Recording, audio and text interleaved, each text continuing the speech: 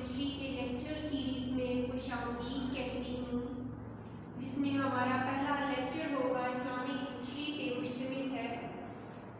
اس سے پہلے کہ ہم اسلامک ہسٹری پڑھیں، اس کے بارے میں پڑھیں، اس سے پہلے ہمارا علم تاریخ کا جاننا بہت ضروری ہے، یعنی کہ ہسٹری کی تاریخ کا جاننا بہت ضروری ہے ہمارے لیے۔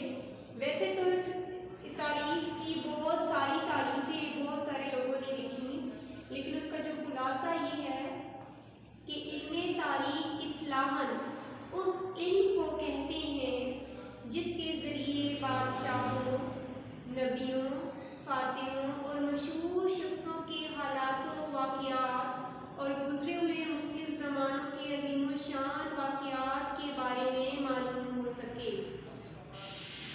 جو زمانہ گزشتہ واقعات، معاشرت، اخلاق اور تمدن وغیرہ سے واقف ہونے کا ذریعہ بن سکے۔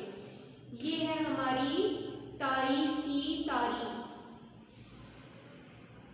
اب یہ کوشچن آتا ہے کہ تاریخ کیوں پڑھی جاتی ہے، کیوں پڑھائی جاتی ہے؟ ظاہر ہے کہ اس کے بہت سارے فوائد ہیں، اس کی انسانی شخصیت پر بہت سارے اثرات مرتب ہوتے ہیں۔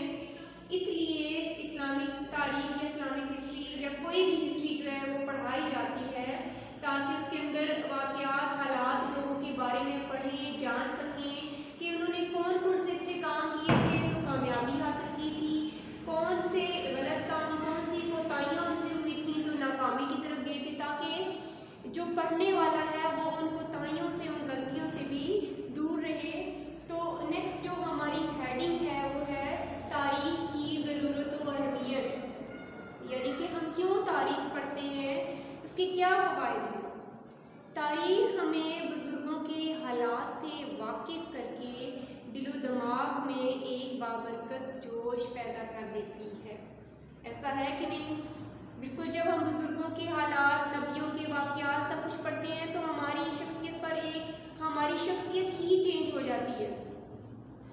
تاریخ ہمارے حوصلوں کو بلند کرتی ہے، ہمت کو بڑھاتی ہے، نیکی کرنے کی ترغیب دیتی ہے اور بدی سے روکتی ہے، دانائی اور بصیرت کو ترقی عطا کرتی ہے، قوت فیصلہ بڑھ جاتی ہے، ہمارے اندر صبر و استقلال پیدا ہوتا ہے۔ غرض علم تاریخ عبرت آموزی کا بہترین ذریعہ ہے۔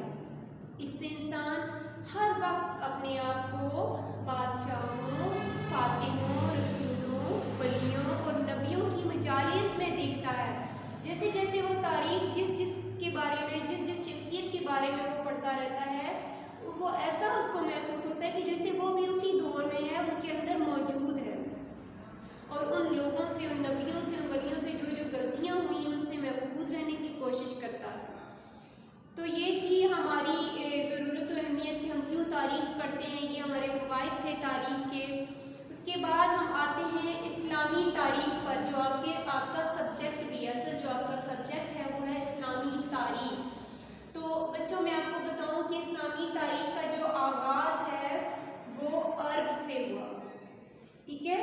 تو یہ جو لفظ ہے عرب، یہ جگہ ہے، یہ جو لفظ عرب ہے یہ نکلا ہے فصیح الانسان سے۔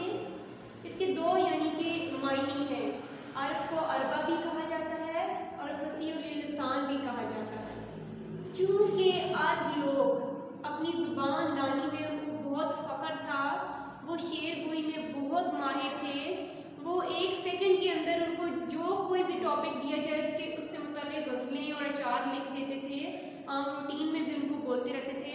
ساری رات اگر وہ شعر گوئی کرتے رہتے تھے تو وہ نہیں تھکتے تھے، یعنی کہ ان کو اپنی زبان دانی پر اتنا فخر تھا، اتنی فصیح ان کی زبان تھی کہ وہ دوسرے لوگوں کو اجمی یعنی کہ گونگا کہتے تھے۔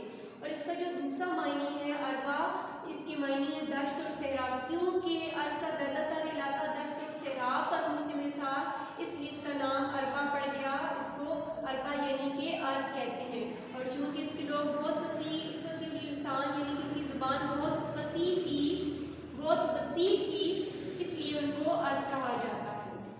تو عرب کی قدیم تاریخ کے بارے میں ہم پڑھیں گے، کیونکہ اسلام کا آغاز عرب سے ہوا تو اس کی ہم پڑھیں گے۔ قدیم تاریخ میں اس کے جو قبائل تھے،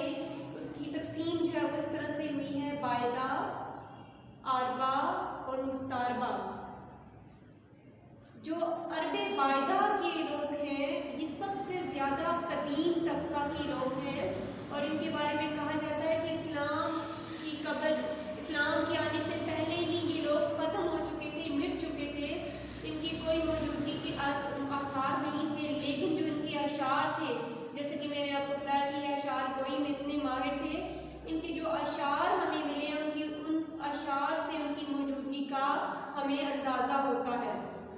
اور کہا جاتا ہے کہ جو عاد اور سمود کی قومیں تھیں وہ اس گروہ میں سے تھیں، جو عرب کا قدیم گروہ ہے نا باعدہ، عاد اور سمود کی قومیں اس قدیم گروہ میں سے تھیں، اور ان کا ذکر جیسے کہ قرآن پاک میں بھی موجود ہے کہ انہوں نے کس طرح نبیوں کی بات نہ مانی تھی، اور سب سے زیادہ گناہ گار قوموں میں یہ جو ہے وہ شمار ہوئی تھی۔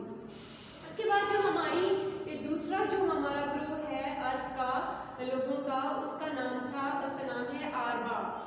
آربا جو ہے وہ یمن کے آس پاس رہنے والے زیادہ تر لوگ ہیں، اور ان کے بارے میں کہا جاتا ہے کہ یہ بہت زیادہ ترقی یافتہ لوگ تھے۔ کیسے ہمیں معلوم ہوتا ہے کہ یہ ترقی یافتہ لوگ تھے؟ کیونکہ ان کے جو عالیشان محلات اور کھنڈرات سے ہمیں اندازہ ہوتا ہے کہ یہ بہت زیادہ ترقی یافتہ لوگ تھے، اور اصل میں عرب کے باشندے یہی لوگ تھے، عرب آربا۔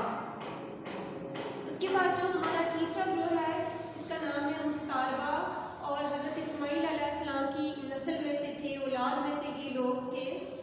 یہ تھا ہمارا آج کا لیکچر۔ انشاءاللہ نیکسٹ کلاس میں اس سے آگے آپ کو حضرت ابراہیم، حضرت اسماعیل علیہ السلام کے بارے میں بتاؤں گی۔ Thank you so much.